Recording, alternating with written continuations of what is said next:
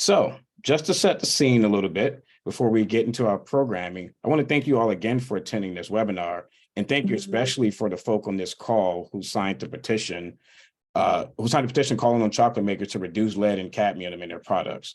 The average consumer eats about 8 pounds of candy a year, and it's critical that we are aware of the safety of the things that we are ingesting and feeding our families. When the things we eat are not safe, we want to be able to react to that. 5,500 people have leveraged their voices to demand heavy metals are removed from their chocolate. Seeing this huge response empowered us to reach out to the 4 companies that had high levels of both cadmium and lead in their tests. Those were Trader Joe's, Hershey's, Theo, and Green and Blacks. We sent them your petition signatures. We asked them for public commitment to reduce these heavy metals in their products. We are today in communication with them and are trying to get meetings to learn more, and so we will be reporting back to you. We hope to build on our collective power and keep the pressure on these companies, especially the chocolate-centric holidays like Valentine's Day and Easter, as chocolate-centric holidays like Valentine's Day and Easter approaches. Since everyone on this call is here because they're mad about potentially dangerous contaminants in the chocolate they love, I thought I'd take a quick poll to see what kind of activities you might be interested in doing with us to keep the pressure on chocolate makers. Can we show the poll?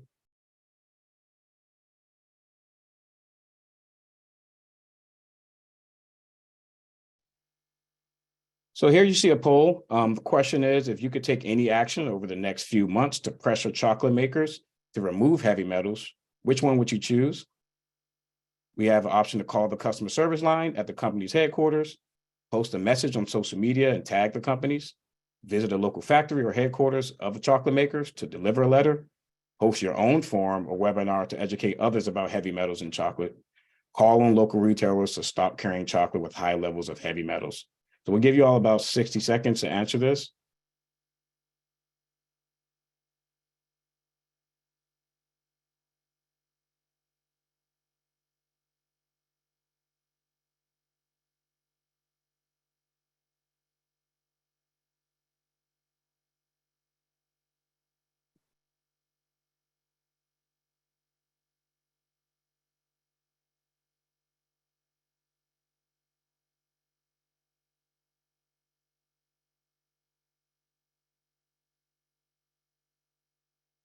Cool. I see a lot of folk have chosen a couple. There's 2 of them that's heavy in representation. We'll look at this a little later, but to get to our programming, I will now pass it to Jim and Brian. Great, thanks a lot, Calvin. Thank you all for joining us today for this very important webinar. Now, as Calvin mentioned, many of us consider dark chocolate a healthy indulgence with its rich supply of antioxidants and relatively low sugar levels. But as Calvin mentioned, we did some testing that revealed that there can be a dark side to dark chocolate. And what we did is we measured the amount of heavy metals in 28 dark chocolate bars, and we detected cadmium and lead in all of them. Now, I'll allow Dr. Rogers to outline the specific results in a moment, but some did contain worrisome levels of lead or cadmium that have been linked to a host of health problems in children and adults. This is risky stuff because consistent long-term exposure to even small amounts of heavy metals can harm your health. The danger is greatest for pregnant people and young children because the metals can cause developmental problems, affect brain development, and lead to lower IQ. Frequent exposure to lead in adults can lead to nervous system problems, hypertension, immune system suppression, kidney damage, and reproductive issues. So while most people don't eat dark chocolate every day, 15% of us do, according to market research. So even if you aren't a frequent eater of chocolate, lead and cadmium can still be a concern because it can be found in many other foods, such as sweet potatoes, spinach, and carrots. And small amounts from multiple sources can add up to dangerous levels. But there is good news for chocolate lovers. And let's be clear, Consumer Reports is not saying don't eat dark chocolate or to stop dark chocolate completely. And that's because some bars we tested had relatively low levels of these metals. And I'll just show you a brand that tested in our study that had low levels. And this is purchase I made this morning, and I may or may not have consumed some of this already. And so it's perfectly fine.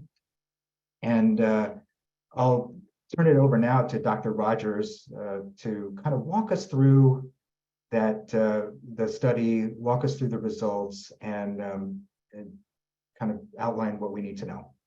Dr. Rogers. Thank you, Brian. Why did we test dark chocolate? Well, we do know that it's a popular treat for many people, as Brian has alluded to. But also the product has a health halo of containing substances that can increase your blood flow, has antioxidant and anti-inflammatory activity for you. So there are some positive things about dark chocolate. The concern is that it can also contain bad things, including toxic heavy metals.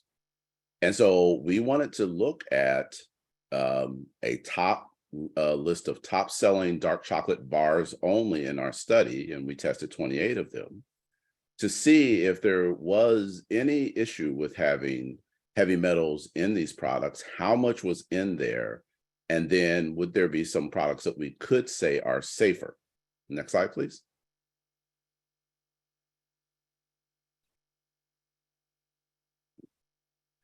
So what we did is we tested 28 brands of dark chocolate bars using a market survey, and we tested them for the heavy metals cadmium and lead.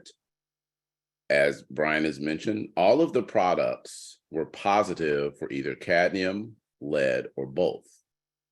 23 of those products had a level of lead or cadmium or both that was so high that just by eating 1 ounce of the product, you would go over the recommended amounts, daily amounts of either or both heavy metals just by eating that small amount. 5 of the brands had concerning levels, so they had even more cadmium or lead or both in the products. And then we had 5 brands that we considered safer. We didn't say safe, we said are safer choices that if you intend to eat this product, you can eat these, and they were the ones, at least in our testing, had the lower amounts of heavy metals. So as a result of our testing, we had some recommendations, which is on this slide here. Number 1, we said, do not panic, that this risk is manageable. Number 1, what we want you to do is to become an informed consumer so you can vote with your dollars and also purchase dark chocolate safely so you can reduce your exposure to these heavy metals. Remember, there are many possible sources of heavy metals, and we want to help you reduce the heavy metals as much as possible by helping you purchase safer products. Pick a dark chocolate with lower cacao amounts, because cacao is the ingredient, the chocolate ingredient that carries the heavy metals. Mix in milk chocolate with your consumption of dark chocolate. Consider dark chocolate a treat, so don't eat it every day. Certainly, we recommended that pregnant people and young children avoid dark chocolate because the effects of the heavy metals are more intense with those populations. And then eat a well-balanced diet, consider other choices. Next slide.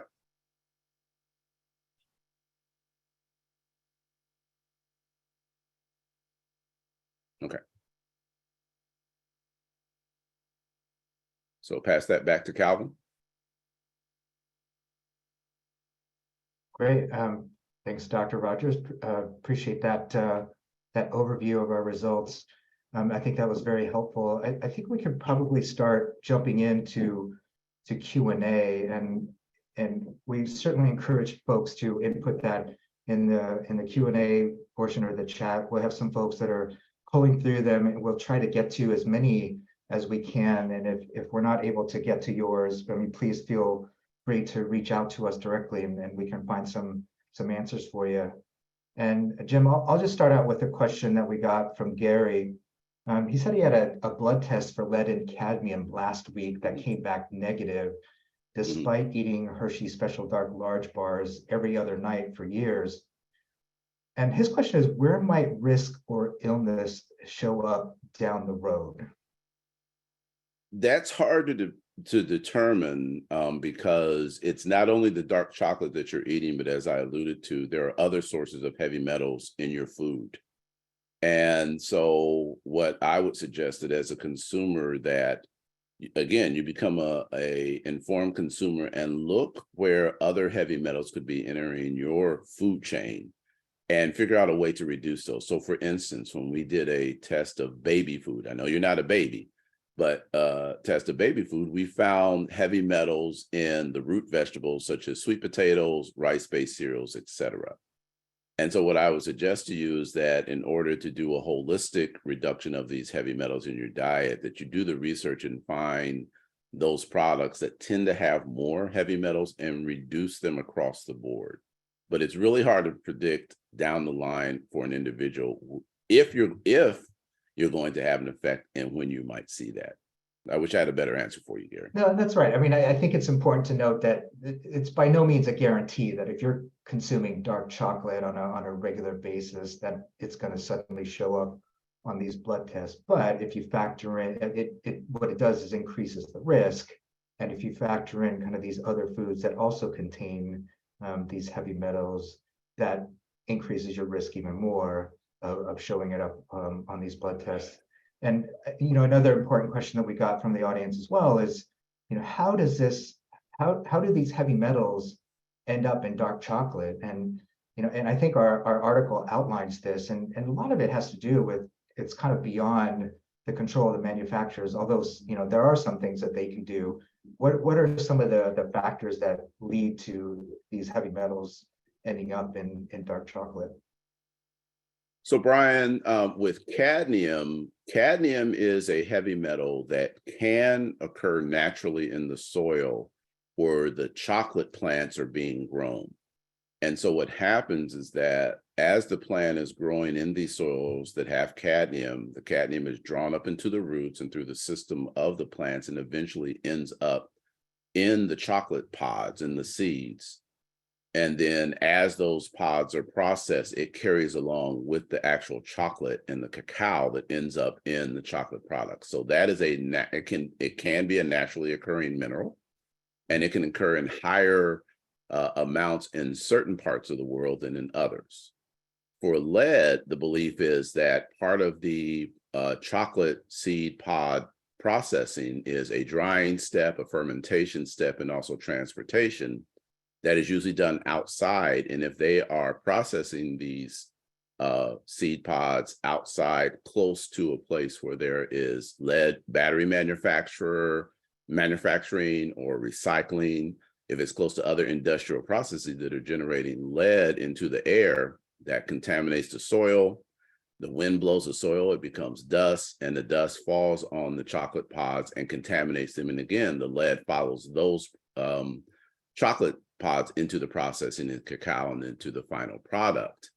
And so what we had mentioned in the article is that, is it possible, for instance, for you to process the chocolate pods away from lead producing areas or manufacturing areas? Is it possible for you to find soil that's not as contaminated? The chocolate producers, even under their organic label, are not required to test their soil for cadmium. So organic chocolate will not protect you from these heavy metals.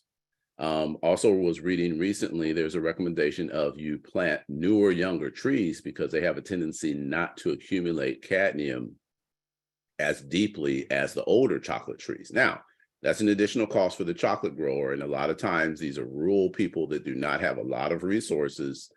But we think that there are some options out here that may not take all of the heavy metals, but will reduce the exposure to consumers if they consume dark chocolate.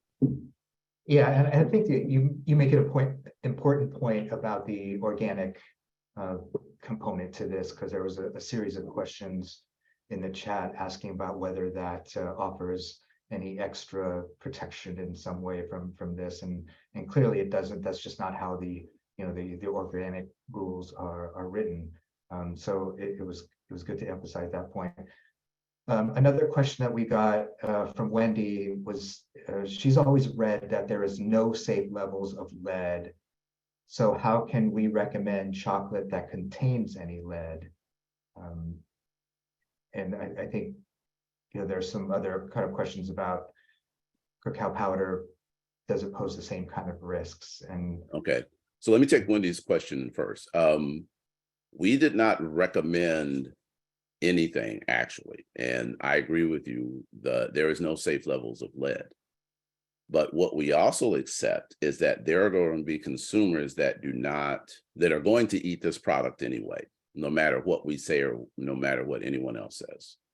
Because we know that there are consumers that will consume this, what we're trying to do is offer you safer choices. And like I said, we've never said these are safe. We said they're safer compared to the other products that we test. That if you're going to eat dark chocolate, we suggest you look at our research, you look at other research such as We Sold, and other consumer groups, and then you make the wise choices as a consumer as to what you're going to consume. You may choose not to eat any dark chocolate because there is still going to be some lead in the chocolate products, most likely. But we're trying to offer you a choice and some options along with some advice as to how you can reduce your exposure to lead. Thanks. That's a really important point. And we have a question from Bill who says, I have several bars of green and black.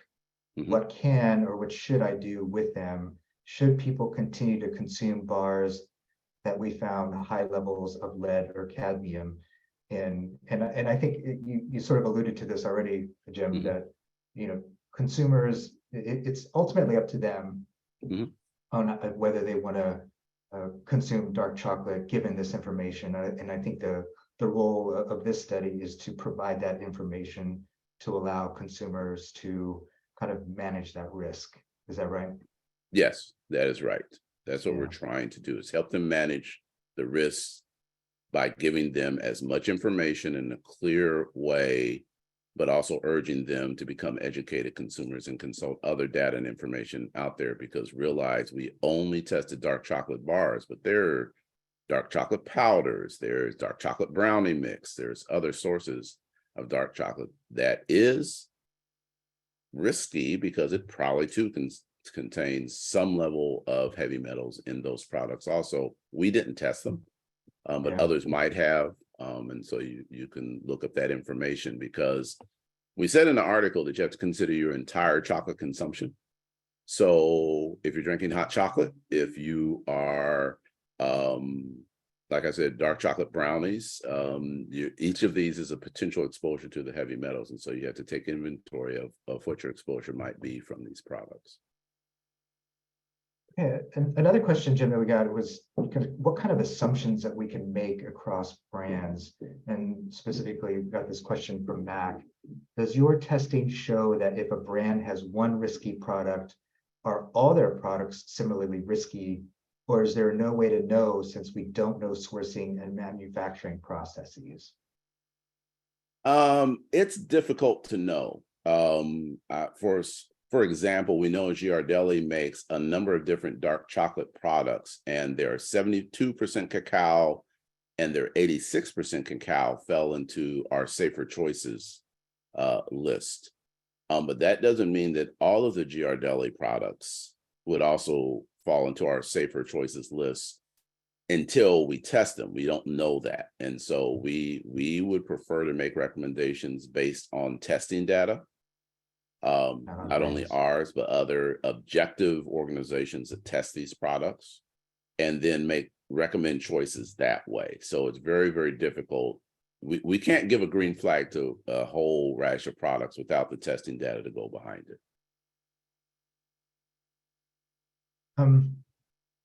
Another question that we got is, can we address our plans for more testing? What if, our favorite, what if a person's favorite brand didn't get tested? And really, it depends on, in terms of what we test. There's a lot of decision trees involved of what comes about. But clearly, this is an issue that has intrigued a lot of people. So there's some natural follow-up, and maybe talk through kind of what we're thinking about as an organization, what we're focused on.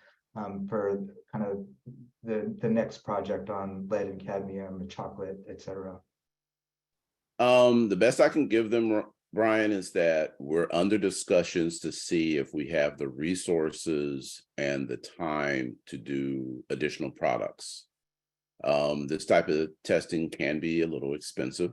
And then there are other products, as you know, Brian, that we are interested in testing for the next fiscal year, for instance. So it is a resources and a do I have the time and the space to do the testing? As you also know, what we do is we look at marketing data to see in this, for instance, dark chocolate products, what's the most consumed? And it was obvious to us that the bars are some of the most consumed products in the United States. So that's why we chose the dark chocolate bars. Would we love to test dark chocolate brownie mix, et cetera? Yes, we would have. But, I only had so much budget this year to do the testing. And so that's how we ended up testing the 23 bars. So where there may be questions from the audience about other dark chocolate products, I would say first start with other groups that have tested. I mentioned 2. Also, you could try writing the manufacturers and asking them, not sure you're going to get an answer, but asking them if they did internal testing of their products, what were their results? Now, may not be as objective as our testing, but you can take a shot. So you have a couple of sources of trying to gather information if your products did not fall into our testing list for this first round of testing dark chocolate most recently. Okay, we have a really good question from Solomon, and Solomon's asking, is there anything on the labeling of cacao that can help consumers select safer products? So for example, he'd heard that the Jamaican grown cacao has less cadmium than mountainous areas, and wondering, if that's true, is there anything else that can be seen? And Jim, I don't know if that's something that could be reflected in the test results of our data, but that's a good question, Brian. One of the goals when we first planned out this project is to see, because in the literature, there is some information that says if you grow your cacao in certain regions of the world, it tends to pick up less cadmium, for instance. So the soil contains less cadmium. And so we were hoping that the labels on the products, because that's the only way we would know, and that's the only way consumers would know if they bought these products, we buy at retail too. Will the label indicate where the cacao originated from? Unfortunately, the labels were not very clear in all cases. In fact, there were some labels that would list a couple of possible sources, which suggested to us either they don't want us to know, or it's possible that a large company such as Hershey's, and it's a possibility that they get cacao from different sources and mix it. So you may not know at any point in time or any particular lot of the chocolate bars where the cacao was sourced from. If the cacao from one region of the world is cheaper one time that they're buying it, then they may choose that one over another region without considering whether there's heavy metal contamination or not. It could be a price thing. We just don't know. And we could not tell just based on the label and then start plotting, well, this was from here and it had high cadmium, and this was over there and it had low cadmium. We just couldn't do that. We would have loved to, but since we can only rely on what the manufacturers provide us in information on the label to try to do that mapping, it just wasn't clear enough for us so we could actually do that and reflect it in our story. Okay, and I have a good question from Alan too, specifically about the testing regimen that we used. He'd asked, are the bars that we tested considered a good random sampling? Are they based on a point in time? Were they same batch or different batches? And there was a similar question too from Michael about what's the consistency of levels of lead and cadmium over time. For example, if you retested bars several months later, and again several months after that, how consistent would the levels be on a particular brand's product? So, and we mentioned this in the story, we consider this a spot check of those products and of this industry because I don't have the resources as a tester to test over time the chocolate bars. So this is just a moment in time for these products during this period. Now, I will speculate that if the chocolate manufacturers are obtaining cacao from different regions and using different cacao percentages and mixtures and all the rest of that, you could see variability in the results. And so I can only talk about our snapshot in time and what we found at this point, but I could also hopefully engage or request that some of these chocolate manufacturers show us that, demonstrate what they're seeing in their testing, because we believe that especially the larger producers, they test internally so they know what's coming into the doors to go out the door as dark chocolate bars. And so we would love to see that data, but I don't have it because I can only test a certain amount of chocolate during a certain time period and then present that data. And so we're very clear that this is a snapshot. We're not saying this is what happens through the entire chocolate manufacturing year, for instance. That's right. I mean, I think that's an important point to make, Jim, that this is a sweeping generalization. It's a snapshot in time. It's important to get this information out so that folks can, be educated on lead, be educated on cadmium and all of that. So,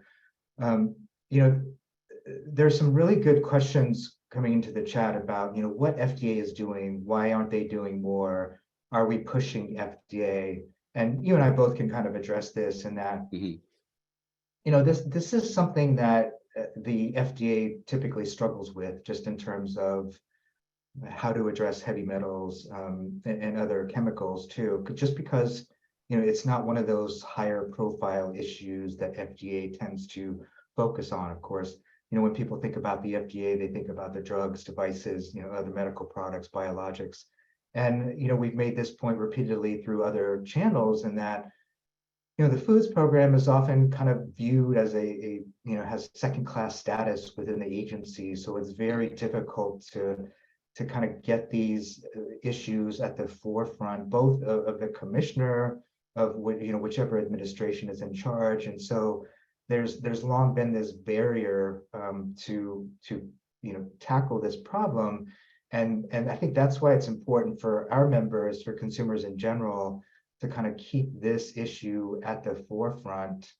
A lot of times the commissioners that get appointed have a strong medical product background, and there's not much knowledge on the food side, and it kind of creates this fragmented approach to food in general, whether it's pathogens, E. coli, whether it's chemicals, red dye 3, heavy metals, lead, cadmium, mercury, arsenic, etc. And so it really makes it difficult to kind of push through that noise and get some attention from the higher ups on these issues, and be interested in get your thoughts on it as well.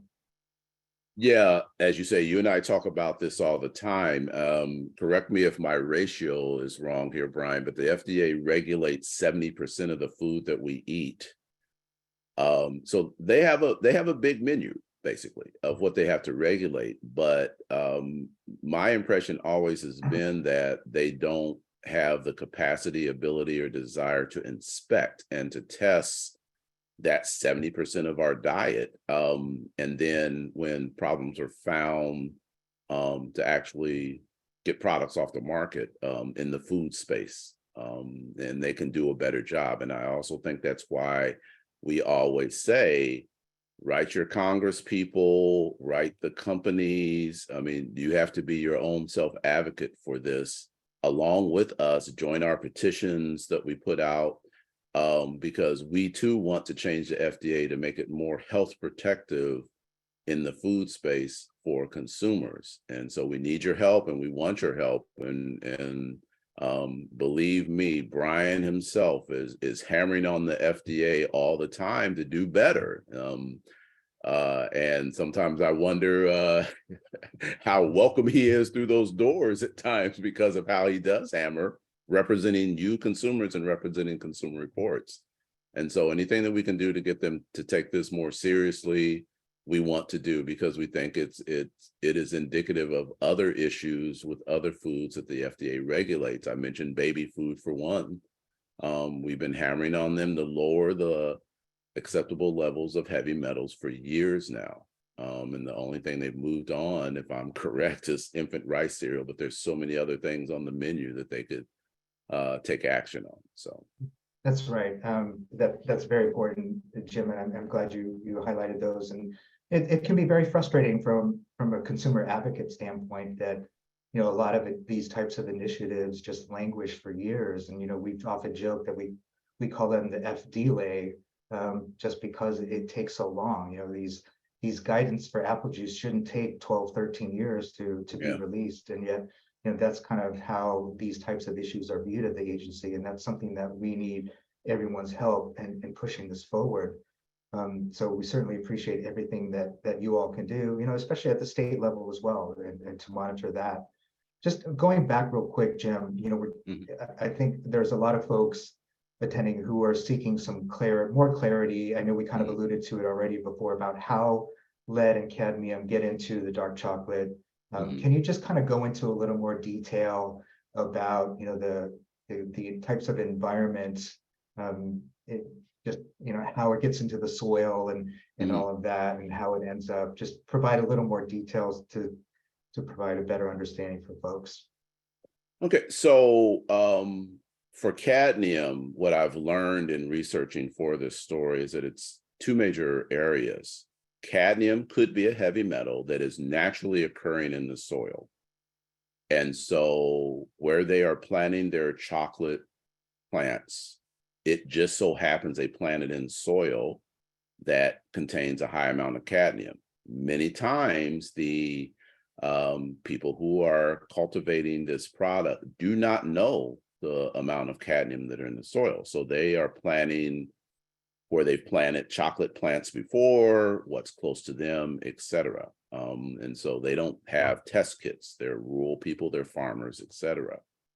There is also the possibility that cadmium can actually be a contaminant by runoff from agriculture or manufacturing areas, by wind blowing contaminated soil from one place to another, and then newly contaminating the previously uncontaminated soil as possible. So those are the stories that we've been learning about cadmium itself. For lead, as I said, they are associating higher concentrations of lead in chocolate plants with proximity to manufacturing areas or proximity to soil that's already been contaminated from lead from other sources. And so it's not a grow the tree in lead contaminated soil and it pulls it up. It's more that it is contaminating the chocolate, the cacao, during the drying, the fermentation process, and then transport to the factories or to shipping areas from the drying areas to be shipped off to the manufacturing, to the factories that are going to actually make the chocolate product. So those are the two main areas, or the two main heavy metals and the reasons why these products do get contaminated. There could be other ones, but those are the two that we came across during research for this article. Great. Hopefully that provides a little more clarity for folks just about how these heavy metals can end up in foods like, you know, dark chocolate.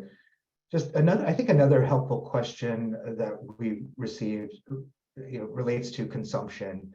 And, you know, we have this question from David about the amount he consumes. You know, he says 1 ounce of dark chocolate is actually a fairly large portion. Yes. I looked at the large bars that I purchase, Lind 78% dark, and they total 3.5 ounces. And he indicated that bar lasts him about 7 to 10 days. First of all, David, I admire your discipline. So roughly 3 to 5 ounces per day, or 1/3 to 1/2 of our results. And he asked, I know no level of heavy metal is good, but Mhm. it feels like I'm staying within the US limits, which are pretty strict. Now, Jim, is that a bad assumption for David to be making? I think that's a decent assumption because, again, when we did our risk of these products, we based it on 1 ounce of chocolate consumption. And that is typically based on surveying people and asking them, how much dark chocolate do you eat? And so there is data out there that will indicate for each food how much do people typically eat per meal or per day. And so 1 ounce was used as the measuring stick for all of the products that we tested, and then comparing consumption and the heavy metal contamination, that tells us what the risk is for that particular product. So one of the additional things that you could do is, as we said, eat less dark chocolate. Instead of even eating it daily, eat it every 2 or 3 days, or half the amount of dark chocolate that you eat when you do consume it. So any reduction is a reduction in your risk. And so, yes, I think he's making a good assumption there. And it is in line with the advice that we have given in the article. Sounds good. We have a question from our neighbors up north from Canada. Cheryl asks, Health Canada and the Canadian Food Inspection Agency replied to this report, to our report, suggesting that the metal levels detected in these products don't pose a risk to consumers at present. Their tests in the past didn't find risky or high levels, and Cheryl's asking if we want to comment on how they came to different conclusions.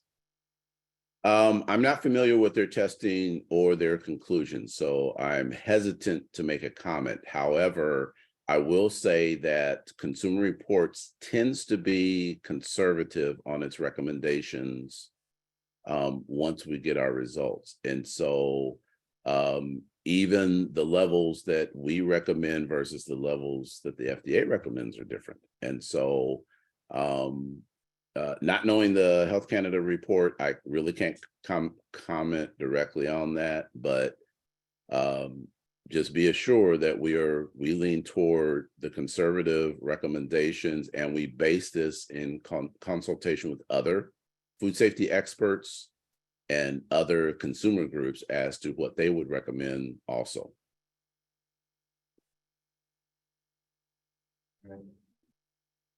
That sounds good. And they're kind of related to that. There's some folks on this call that have reached out directly to chocolate companies, and they were being told that Consumer Reports is just fear mongering. What do we say about industry pushback that Consumer Reports is overplaying the health concerns here? And I would just say that before you comment, Jim, I think we should be clear that we're certainly not trying to tell consumers what they should eat. I think the purpose of these tests is to provide them with information to make the types of choices that are appropriate to them.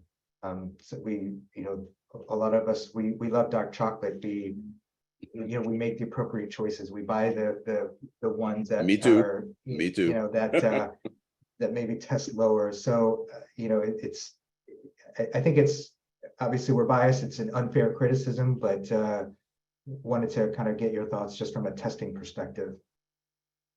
Well, I mean, read the article, because we only recommended pregnant people and young children not to eat dark chocolate, because the fetuses in the pregnant people and the younger children are in such a rapid development stage that these heavy metals can affect them more intensely than adults. So that's number one. We have, other than those two populations, we didn't say stop eating dark chocolate.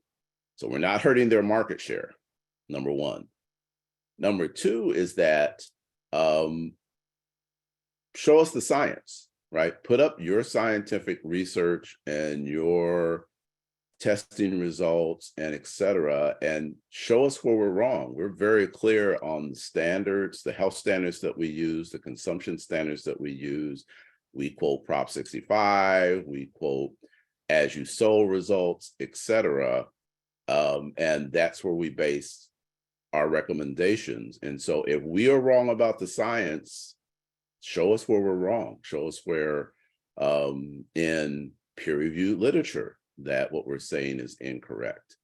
I think everyone has an opinion and we respect their opinions, but we also have ours. And ours, we try to be as health protective as possible and make recommendations that consumers can take or leave, but we would hope they at least consider our data and our information as they're making their choices for what they eat. Yeah, I think that's a great point, Jim. And interestingly, we have an article coming out today dealing with mercury and tuna, where there's kind of a similar dynamic in play, where the National Fisheries Institute actually came out with a press release yesterday, before having read the article, mind you, and made assumptions that we were trying to attack tuna or try to discourage the consumption of tuna. And again, it was before the article even was released. And now that it was released, now it's out there, people read the article and you see, all we did was say, essentially, we love tuna. Here are some guidelines that you need to be mindful of when you decide what you want to consume, especially those who are pregnant. Yes. That's going to have an impact. And for that short time during the pregnancy, I would advise people not to tell people who are pregnant that it's going to be a short time, but letting them know that there are safer seafood choices to limit mercury levels. So I think that's a common misconception. It's a common response from industry. And I saw a comment in the chat that, it makes their blood boil when companies kind of say that we're fear mongering. I think that's absolutely true. And so moving on to, one thing, Brian, I want to note too, that there will be also companies that we have talked to that will admit that, oh yes, our dark chocolate has cadmium and the reasoning could be that, well, this is where our chocolate trees that we own are grown and we have no place else to put them, or we mix low cadmium cacao with our cacao to kind of reduce the total concentration of cadmium or whatever. And so I don't think the news that we report is new to them, especially the bigger companies that can test and are aware of this issue. I think what it is that we, as I said before, we are very conservative about making recommendations that are as health protective as possible. And so we potentially are telling you, for instance, to avoid those products that tested higher for cadmium and lead or both, and that might affect market share. But again, we want safe, healthy consumers, and we want to help them make decisions. And again, as I said, you could take our suggestions or not, but we at least want to feel good that we put it out there, and now you know. And so you can make your choices. So go ahead. Sorry to interrupt you. Oh, no worries at all. Try and get to a few more questions here while we can. There's been a series of questions, I think, related to milk chocolate and how that compares with the dark chocolate. And I wonder, through your testing or through kind of the research that goes behind this, is there any sense of how milk chocolate compares to dark chocolate as it relates to lead, cadmium, other heavy metals? Yeah, so in the article we discuss where the heavy metal contamination is associated with the cacao. And one of our recommendations is that you choose, in general, you choose dark chocolate products that have less cacao. Milk chocolate, it goes the same. Milk chocolate contains even less cacao. Now, has more sugars, has more fats, so you have to counterbalance that fact. But milk chocolate in general should have less heavy metals of cadmium and lead in it just because the cacao concentrations are lower too. We did not test milk chocolate out there. There may be some other organizations that did test milk chocolate, but as a general rule of thumb, milk chocolate most likely contains less heavy metals because it definitely contains less cacao, which is where you find these heavy metals. Sounds good. Mhm. Another question from Russell. This is probably an important one for the consumers want to know is, if someone's been eating several ounces of dark chocolate daily for several years, is there any advantage in stopping as heavy metals never leave the body? Has the damage already been done, or is there time to kind of prevent further heavy metals from entering your body? That's a difficult one for me to answer. I'm going to say off the top, I don't know, but I'm also intrigued because I was listening to a doctor talking about our tuna and mercury story. And he said that eventually mercury passes back out of the body. And so that made me think, and I wish I had time before this session to look that up. Is that true with other heavy metals? And so we test other products for mercury. And as we know, tuna, and this doctor says it eventually passes out of your body. So if you reduce your consumption, then your overall concentration of mercury in your body goes down. I had never heard that before, Brian. And so I want to look into that if that's true and if it's true for cadmium and lead. So I'm sorry, I can't answer his question right now because I haven't done the research. But let's put it as it's possible, but let's do the research and find out. Okay, let's try to wrap things up with the Q&A portion and take maybe one or two more. We've received several questions about kind of more the details of the testing process itself, Jim, and there was particularly interest in, did we use replication? For example, how many bars of each brand were tested? Can you just kind of provide a little more detail on that for folks? Okay, so once we selected the 28 bars that we were going to test, we purchased them at retail, we purchased them online, just like consumers would do. We sent them to a laboratory that is certified for testing for heavy metals, one that we've used before, one that has state-of-the-art equipment for the testing. We also included a number of controls, blinded controls, for the testing. And typically we try to test 1 to 3 samples per brand, depending on if we can find them, okay? And so if we want to test, let's say lot 1, 2, 3 of the bars, but we want to get the bars from different places, we have to find that lot together and then ship that off to the lab.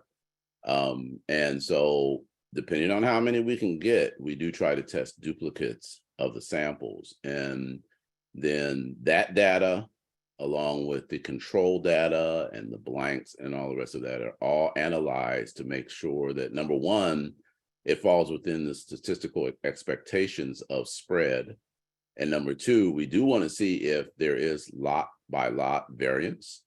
And so when we can, we will test different lots of a product. And then we do a statistical analysis of the data to see, number one, does it fall within certain statistical parameters? And then is it falling within variances, et cetera, that we would expect for that product? So I think we do a pretty thorough job of testing.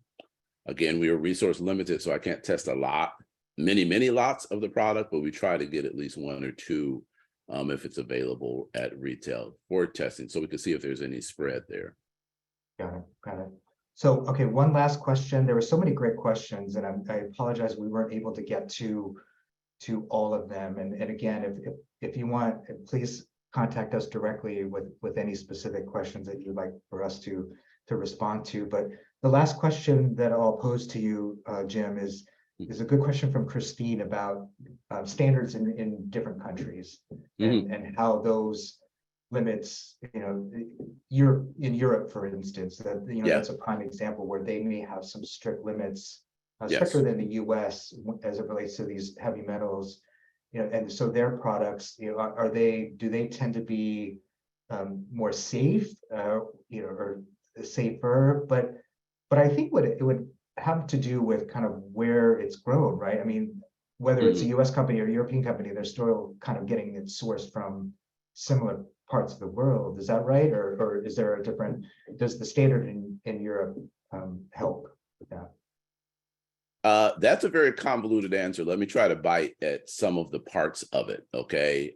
Number one, many times European standards are stricter than ours. And depending on the country, they could be less strict than ours. So you can, and you know the red dye story, right? You Brian. So it really, really depends. What the expectation is that if a European chocolate manufacturer ships chocolate to the United States, that is at least equivalent to chocolate manufactured in the United States and equivalent to the standards that our FDA would set. Now, the hole in that is testing. How much testing does the FDA do to make sure those imported chocolate products are just as good as the ones that are made in the United States? My opinion is that they don't test enough to really, really know that.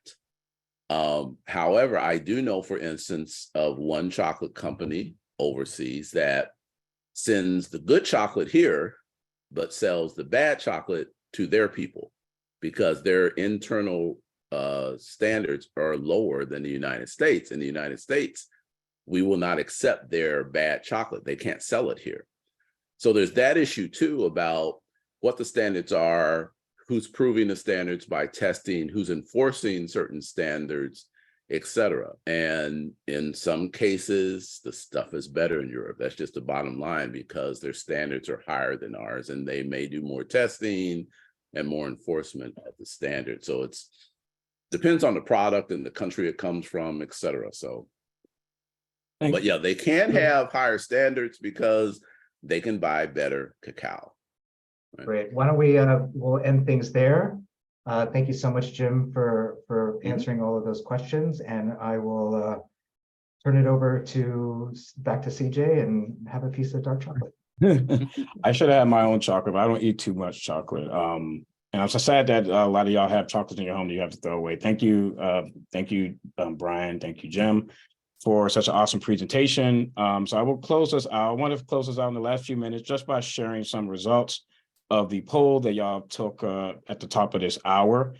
Most of you have chosen a lot of the virtual options, posting on social media, tagging the companies, calling these companies, calling your local retailers to stop them from carrying these heavy metals, which I saw some of you in the group has done in person. And that's exciting. Even some folks said, y'all wish that we would have made this multiple selection because you would have done a lot of these. And so we're excited to see that, and I'm excited to see what type of opportunities we can capture together to pressure these companies to get these heavy metals out of candy. It has been exciting and to hear from our panelists. We are eager to work with y'all against pressuring with pressuring these companies. Even today, we dropped new findings on mercury and tuna.